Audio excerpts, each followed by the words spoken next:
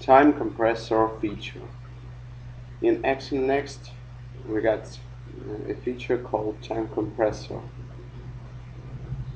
It was designed in order to make the analyzing of playback easier. So let us see how it looks like. So we press to the archive mode, and instead of just playing back and scrolling, we can use this feature of time compressor,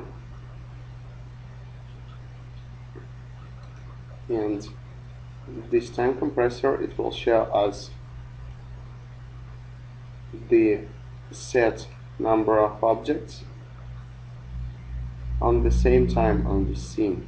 It doesn't mean that all of that objects have been moving at that moment at that scene,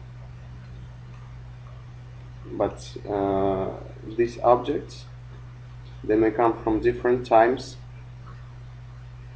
and so just as we see the object we need, we can click on it and we'll see the time